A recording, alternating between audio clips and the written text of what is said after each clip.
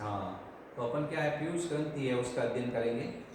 पीयूष ग्रंथि होती है, ये एक महत्वपूर्ण ग्रंथि है और पीयूष ग्रंथि से बहुत सारे हार्मोन भी निकलते हैं। तो अपन क्या करते हैं, पीयूष ग्रंथि का अध्ययन करते हैं। किसका? पीयूष ग्रंथि का। ये बहुत ही इंपॉर्टेंट क्वेश्चन बनेगा पीयूष ग्रंथि पे। पीयूष ग्रंथि से 10-11 हार्मोन, बहुत अच्छे से हार्मोन निकलते हैं। कोई भी एग्जाम होता है उसमें क्वेश्चन आता है पीयूष ग्रंथि, उससे निकलने वाले हार्मोन के नाम होता है। पीयूष ग्रंथि को अपन क्या कहते हैं, प्यूटिटरी ग्रंथि भी कहते हैं, यानी प्यूटिटरी ग्रंथि के नाम से भी इसको जाना जाता है। पीयूष ग्रंथि को प्यूटिटरी ग्रंथि है उसके नाम से भी जाना जाता है।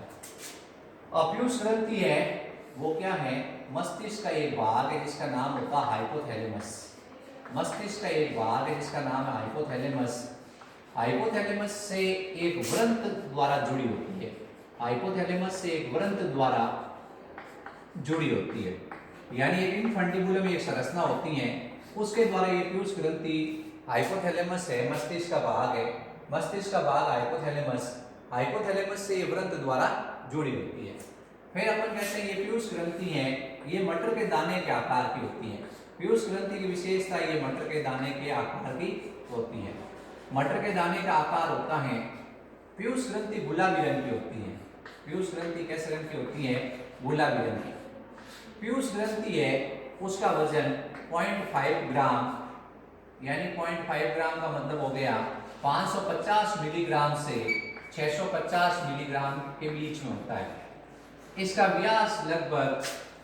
व्यास आपको बताना लगभग 1.3 सेंटीमीटर होता है। जब इसका व्यास देखते हैं तो ये लगभग 1.3 सेंटीमीटर होता है। इसकी उत्पत्ति भ्रूण के एक्टोडर्म स्तर से होती है। पीयूष ग्रंथि की उत्पत्ति भ्रूण के एक्टोडर्म स्तर से होती है। तो पीयूष ग्रंथि की कुछ विशेषताएं हैं। सबसे पहले तो अपन देखते हैं मस्तिष्क का एक भाग है हाइपोथैलेमस। हाइपोथैलेमस से क्या होती है, ये पीयूष ग्रंथि जुड़ी हुई है। तो पीयूष ग्रंथि किससे जुड़ी हुई है? हाइपोथैलेमस से। हाइपोथैलेमस किसका भाग है? मस्तिष्क का भाग है। और ये ग्रंथि कौन सी है? पीयूष ग्रंथि है। पीयूष ग्रंथि मस्तिष्क के हाइपोथैलेमस से जुड़ी होती हैं और एक पतले व्रंत जैसी संरचना होती है जिसको कहते हैं इनफंडिबुलम, जिसको किस नाम से जानते हैं? इनफंडिबुलम के नाम से जानते हैं। उसके द्वारा ये जुड़ी होती है। फिर अपन देखते हैं इसकी उत्पत्ति भ्रूण के एक्टोडर्म से होती है। ये गुलाबी रंग की होती हैं, ये मटर के दाने के आकार की होती हैं। अब इस पीयूष ग्रंथि की विशेषता ये है कि ये पीयूष ग्रंथि है, ये अन्य ग्रंथियों का नियंत्रण करती है। पीयूष ग्रंथि अन्य ग्रंथियों का नियंत्रण करती हैं। जितनी भी जो शरीर की अन्य ग्रंथियां हैं, जो अंतःस्रावी ग्रंथियां, उनका नियंत्रण करती हैं। इसलिए इसको क्या कहते हैं? मास्टर ग्रंथि के नाम से भी जाना जाता है। आजकल इसका नया नाम आ गया है वाद्य मंडल का अगुआ। जो अपन कहते हैं वाद्य मंडल का अगुआ है, वो कौन सी ग्रंथि है? वाद्य मंडल का अगुआ। वाद्य मंडल का अगुआ किसका नाम होता है? यानी leader of orchestra. Leader of orchestra है वो पीयूष ग्रंथि को माना जाता है। पीयूष ग्रंथि से जो हार्मोन निकलते हैं वो अन्य ग्रंथियों का नियंत्रण कर, लेकिन पीयूष ग्रंथि का नियंत्रण कौन करता है? हाइपोथैलेमस करता है। हाइपोथैलेमस किसका नियंत्रण करेगा? पीयूष ग्रंथि का नियंत्रण करेगा। ये अपने को इसमें ध्यान रखना है। हाँ, तो पीयूष ग्रंथि के दो भाग होते हैं। एक का नाम होता है एडिनोहाइपोफाइसिस। एक का नाम होता है एडिनोहाइपोफाइसिस। एडिनोहाइपोफाइसिस। दूसरा भाग होता है जिसका नाम है न्यूरोहाइपोफाइसिस। तो पीयूष ग्रंथि के दो भाग हो गए, एडिनोहाइपोफाइसिस और न्यूरोहाइपोफाइसिस। ये एडिनोहाइपोफाइसिस का लगभग 3/4 भाग है, यानी 75% भाग एडिनोहाइपोफाइसिस होता है और न्यूरोहाइपोफाइसिस इसका 1/4 पार्ट है, ये इसका कम भाग होता है। तो पीयूष ग्रंथि के दो भाग होते हैं, एक का नाम एडिनोहाइपोफाइसिस, एक का नाम होता है न्यूरोहाइपोफाइसिस। एडिनोहाइपोफाइसिस है, इसके अंदर क्या होते हैं? 3 अलग अलग पिंड होते हैं, यानी अग्रपिंड और मध्य पिंड को, अग्रपिंड और मध्य पिंड को, जो अग्रपिंड है और मध्य पिंड है पीयूष ग्रंथि का, उन दोनों को मिलाकर एडिनोहाइपोफाइसिस कहते हैं। और पश्च पिंड को किस नाम से जानते हैं? न्यूरोहाइपोफाइसिस के नाम से जानते हैं। जो पश्च पिंड होता है उसको न्यूरोहाइपोफाइसिस के नाम से जानते हैं बच्चों। और अग्रपिंड और मध्य पिंड को एडेनोहाइपोफाइसिस कहते हैं। ये मध्य पिंड बहुत कब विकसित होता है? अब एडेनोहाइपोफाइसिस के 3 भाग होते हैं। पहला भाग होता है पार्स ट्यूबरलिस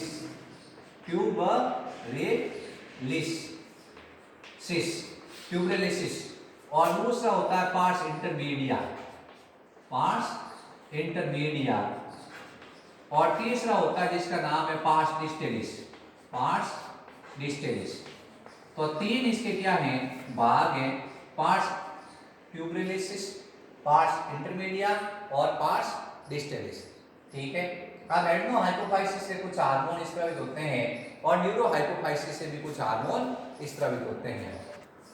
अब न्यूरोहाइपोफाइसिस है, इससे स्रावित हार्मोन के नाम और कार्य आपको बताते हैं। पहले न्यूरोहाइपोफाइसिस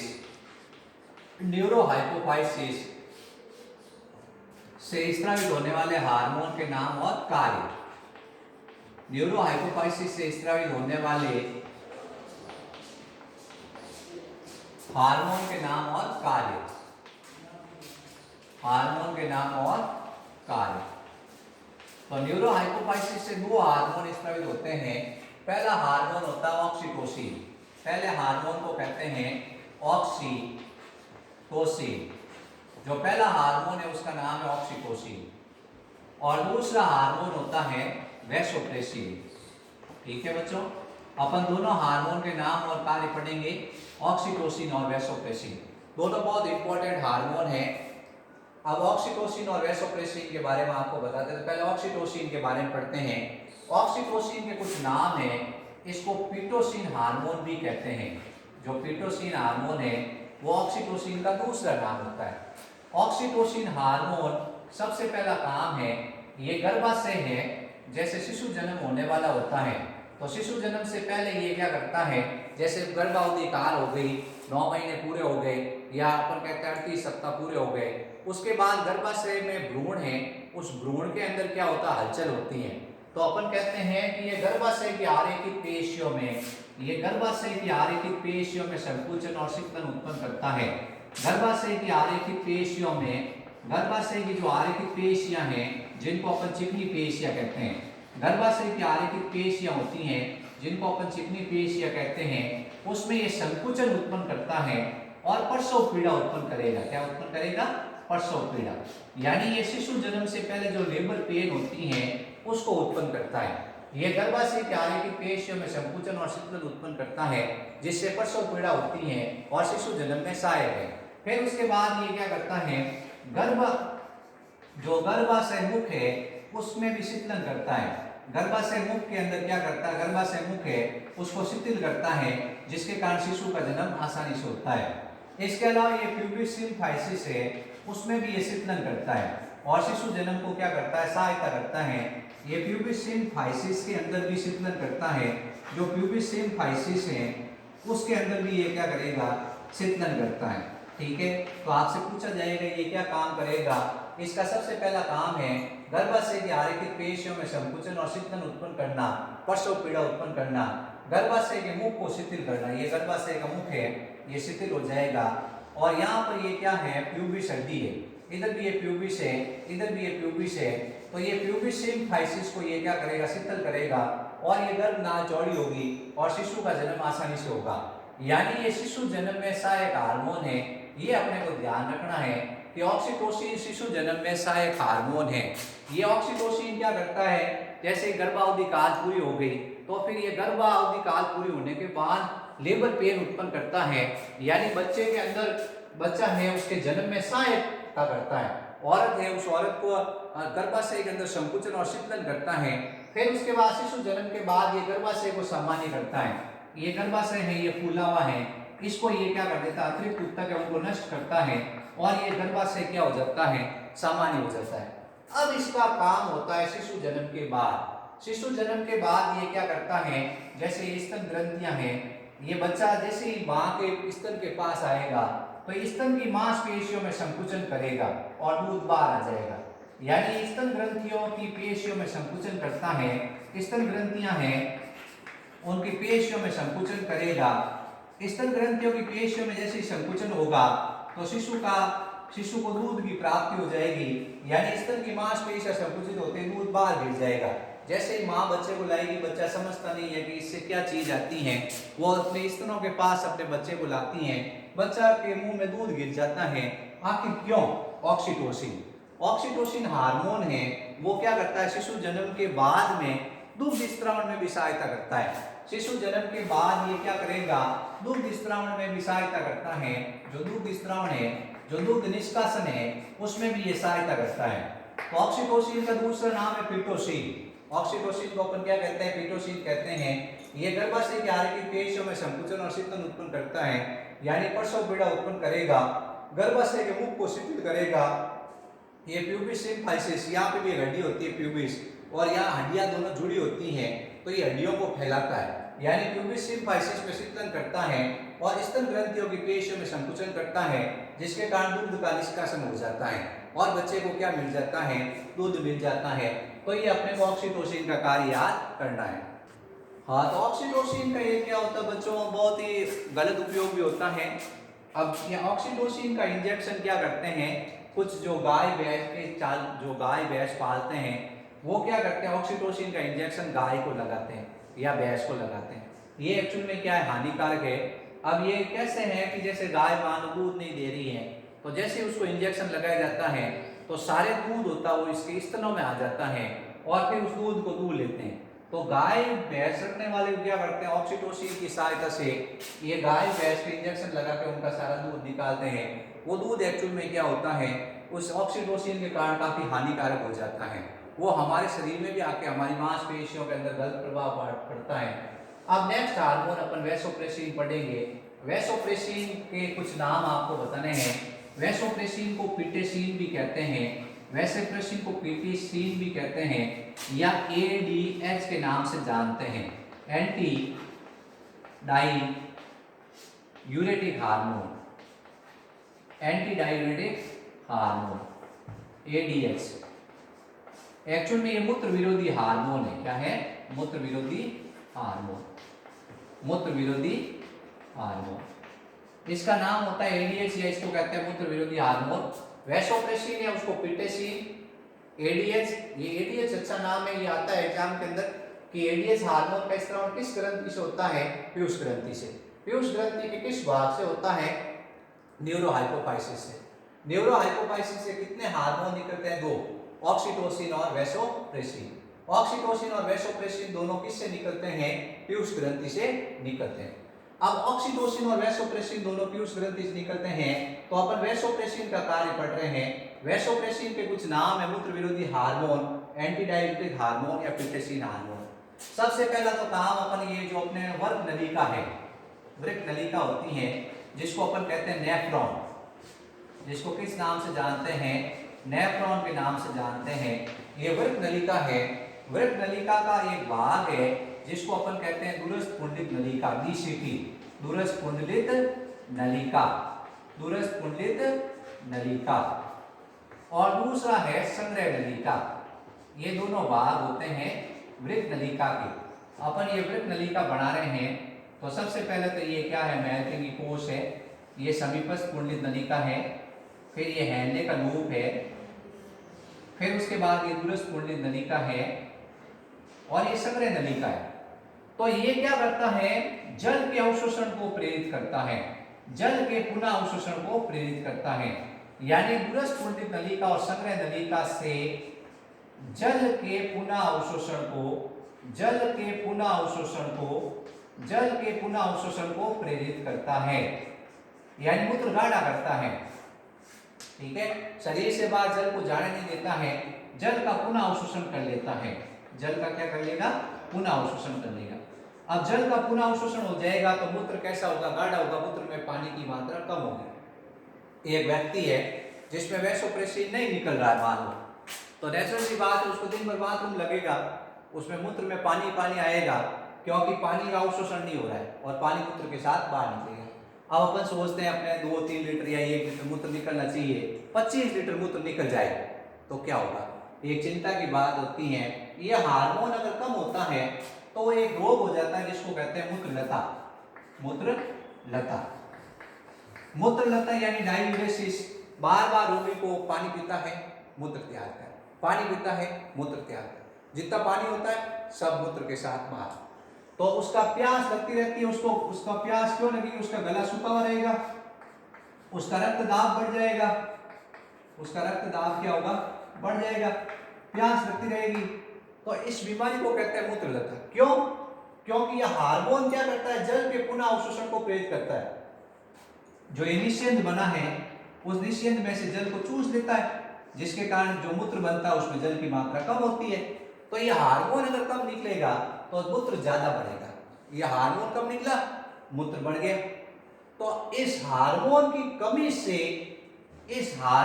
कमी से जो रोग होता है उसको कहते हैं मूत्रलता रोग, या इसका एक और नाम होता है, ये अपने को ध्यान रखना है, डायबिटीज, मेलिटिस, सॉरी बच्चों, डायबिटीज इंसिपिडिस होगी, क्या होगी, इंसिपिडिस, डायबिटीज इंसिपिडिस होगी। इसमें बार बार रोगी को मूत्र लगेगा और उसका प्यास लगेगी और उसका रक्तदाब बढ़ जाएगा। डायबिटीज इंसिपिडिस वैसोप्रेसिन की कमी से होती है, लेकिन अभी जो मैंने नाम बताया आपको, डायबिटीज मेलिटिस, ये डायबिटीज मेलिटिस इंसुलिन से होती है। किससे होती है? इंसुलिन से। तो आपको आई से एम मिलाना है कि इंसुलिन से कौन सी डायबिटीज होती है, डायबिटीज मेलिटिस, और वैसोप्रेसिन से क्या होता है, डायबिटीज इंसिपिडस होती है। तो ये सवाल आता है कि वैसोप्रेसिन से कौन सी डायबिटीज होगी, डायबिटीज इंसिपिडस। इसमें रोगी के मूत्र के साथ में शक्कर निकलेगी, लेकिन इसमें रोगी के मूत्र के साथ पानी निकलेगा। तो अपन दोनों डायबिटीज में अंतर कर पाएंगे। डायबिटीज इंसिपिडस के अंदर रोगी में मूत्र लगेगा, उस मूत्र में पानी होगा, लेकिन डायबिटीज मेलिटिस में मूत्र लगेगा, उस मूत्र में शक्कर होगी, ग्लूकोज होगा, यानी मूत्र मीठा मीठा टाइप का शक्कर का ग्लूकोज का चींटी आ जाएगी उस जहां मूत्र त्यागेंगे। तो अपन कहेंगे डायबिटीज मेलिटिस किस हार्मोन की कमी से, इंसुलिन। लेकिन वैसोप्रेसिन की कमी से कौन सा होगा, डायबिटीज इंसिपिडस। इसी को मूत्रलता रोग भी कहते हैं। तो वैसोप्रेसिन का काम क्या है, वैसोप्रेसिन का काम है वृक्क नलिका के दूरस्थ कुंडलित भाग से और संग्रह नलिका से जल के पुनः अवशोषण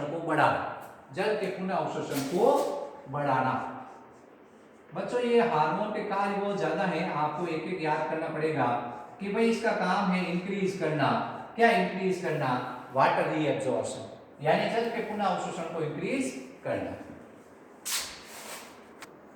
अब अपन क्या है, एडिनोहाइपोफाइसिस है, उससे स्रावित हार्मोन के नाम पढ़ेंगे। एडिनोहाइपोफाइसिस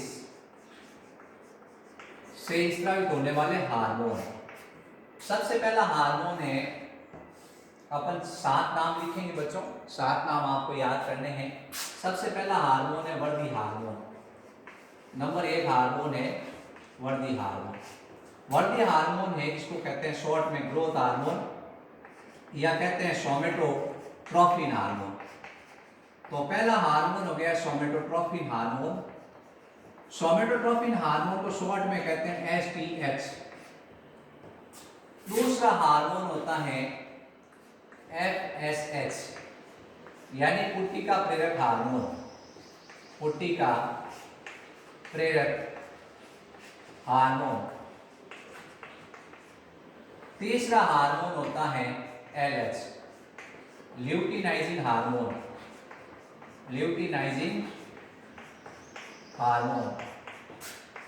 या लिखा होता है ICSH, अंतराली कोशिका प्रेरक हार्मोन, अंतराली कोशिका प्रेरक हार्मोन, अंतराली कोशिका प्रेरक हार्मोन। चौथा हार्मोन है TSH, थायराइड प्रेरक हार्मोन, थायराइड प्रेरक हार्मोन।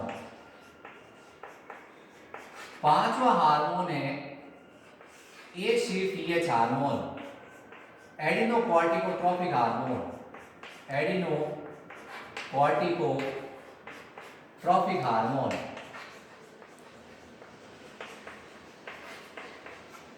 छठा हार्मोन है वर्दी हार्मोन, कुट्टी का प्रेरक हार्मोन, ल्यूटिनाइजिंग हार्मोन, फिर है प्रोलैक्टिन हार्मोन। प्रोलैक्टिन हार्मोन या इसको कहते हैं मेमोट्रॉपिक हार्मोन। मेमोट्रॉपिक हार्मोन या इसका नाम होता है लैक्टोजन हार्मोन। Lactogen hormone. सातवां हार्मोन मध्य पिंड से निकलता है। सातवां हार्मोन मध्य पिंड से निकलता है इंटरमीडिएट से, उसको अपन कहते हैं MSH यानी मिलेनोसाइट प्रेरक हार्मोन। मिलेनोसाइट प्रेरक हार्मोन। ये 7 हार्मोन है पीयूष ग्रंथि से निकलने वाले। सातों हार्मोन आपको एकदम याद करने बच्चों। पहला हार्मोन वर्दी हार्मोन है जिसको अपन सोमेटोट्रोपिन हार्मोन कहते हैं। दूसरा कुट्टी का प्रेरक हार्मोन है। तीसरा ल्यूटिनाइजिंग हार्मोन है। चौथा थायराइड प्रेरक हार्मोन है। पांचवा एडिनोकॉर्टिकोट्रोपिक हार्मोन है। छठा प्रोलैक्टिन हार्मोन है। सातवां मिलेनोसाइट प्रेरक हार्मोन है। ये सातों हार्मोन है। सातों हार्मोन के कार्य की मैं अलग अलग वीडियो बनाऊंगा, छोटे छोटे वीडियो। आप उन वीडियो को देख के एक एक हार्मोन के कार्य याद कर सकते हैं। तो पीयूष ग्रंथि के 2 हार्मोन अपन ने पढ़ लिए थे जो न्यूरो हाइपोफाइसिस से निकलते थे, लेकिन एडिनो हाइपोफाइसिस से ये 7 हार्मोन निकलेंगे। ये सातों हार्मोन के कार्य में अलग अलग बताऊंगा छोटे छोटे, ताकि आपको 2-2 मिनट 3-3 मिनट का वीडियो देखने में कोई समस्या नहीं हो और आप एक एक हार्मोन के कार्य आराम से याद कर सको।